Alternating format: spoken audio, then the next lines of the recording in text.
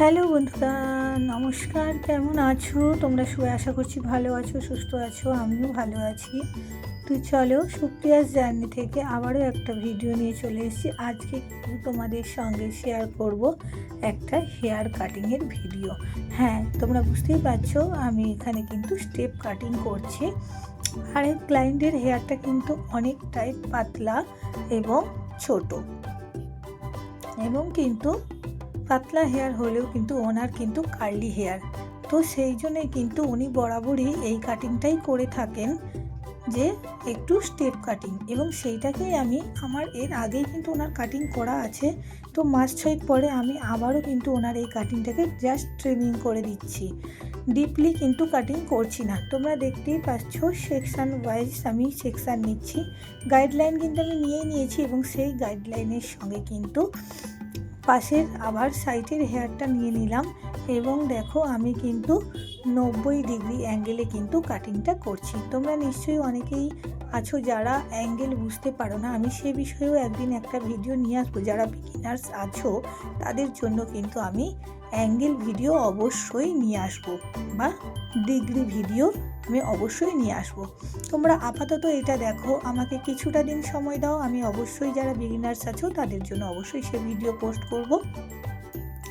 Video তো সময়ের অভাবে পোস্ট করতে পারি না, সেটা অনেকেই জানো। তো বেশ কিছুদিন কিন্তু আমি মেকআপের ভিডিও দিয়েছি। তার সঙ্গে সঙ্গে আমার এই চ্যানেলটাতে কিন্তু আমি সব রকম অল বিউটি টিপস ভিডিও দিয়ে থাকি। মেকআপ থেকে শুরু করে, হেয়ারের কাজ থেকে শুরু করে, ফেসিয়াল থেকে শুরু করে সমস্ত কিছুই কিন্তু আমি তোমাদের সঙ্গে শেয়ার করে থাকি। এবং আমার এই ভিডিওগুলো কার কীরকম লাগছে অবশ্যই কমেন্টে জানিও। দেখো, আমার 3টে সেকশানে কিন্তু হেয়ার কাটিং হয়ে গেছে। লাস্ট কিন্তু একটা সেকশান আমার পড়ে রয়েছে। সেই সেকশানটায় কিন্তু আমি প্রথম সেকশানের সঙ্গে গাইডলাইন নিয়ে লাস্ট সেকশানটায় কিন্তু আমি কাটিং করে দেব। যেহেতু ক্লায়েন্টের খুবই ছোট হেয়ার, সেক্ষেত্রে কিন্তু আমি 2-3টে স্টেপ এইখানে এইভাবেই দিচ্ছি, কোনো সেকশান ওপর থেকে 1, 2, 3 সেকশান না করেই। তো চলো, দেখতেই পাচ্ছ আমি কিন্তু পুরো কাটিংটাই 90 ডিগ্রির ওপরেই করছি। চলো, আমার কিন্তু এখানে কাটিং প্রায় শেষ। এবার কিন্তু আমি যাব একদম ওয়ান লেন্থ কাটিংটা করতে। কারণ ক্লায়েন্টের যখনই হেয়ার কাটিং করে নেবে, পুরো হেয়ারটা কিন্তু কম করে নিয়ে একদম সুন্দর করে কিন্তু সমান অংশে কাটিংটা করে দেবে, না হলে কিন্তু চুলটা ছোট বড় কিন্তু লাগবে। তো চলো, দেখতেই পাচ্ছ আমি কিন্তু এখানে দেখো গাইডলাইন নিয়ে নিলাম, এবং এই গাইডলাইনটাই অনুযায়ী কিন্তু আমি পুরো চুলটা সমান করে কেটে দেবো নিচের দিকটা।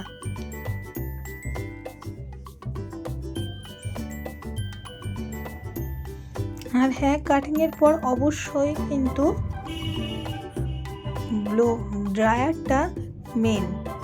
তোমরা কিভাবে ড্রায়ার দিয়ে সেটিং করছো, সেই সেটিংটা কিন্তু অবশ্যই খুবই জরুরি। আমি জানি না তোমাদের কতটা আমি বোঝাতে পারছি, কারণ এখানে ক্যামেরা কিন্তু সেভাবে, ক্যামেরা বলতে আমাদের ফোনেই সমস্ত ভিডিও হয়, মেনলি কোনো ক্যামেরাই হয় না। তো জানি না স্পষ্ট ভিডিও আসছে কি না, বা যাদেরকে আমি ভিডিও করতে দিই তারাও ঠিকঠাক ভিডিও করতে পারছে কি না, দেখাতে পারছে কি না, আমি ঠিক বুঝতে পারছি না। তো বোঝানোর চেষ্টা আমি তোমাদের করছি। দেখো, আমার কাটিং হয়ে গেল। চলো, এবার কিন্তু আমরা সেটিং করব। তো যাই হোক, তোমরা লাস্ট পর্যন্ত দেখো ভিডিওটা। তোমরা জানোই ভিডিওর মধ্যে বেশিক্ষণ কথা আমি খুব একটা বলতে পারি না, গুছিয়ে কথা বলতে পারি না। তো যাই হোক,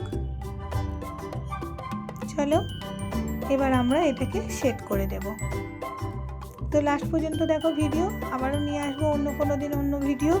চলো, আজকের মতো টাটা। তোমরা যেও না কিন্তু, তোমরা ভিডিও দেখেই যাও হেয়ার কাটিংয়ের লুকটা কেমন আসলো।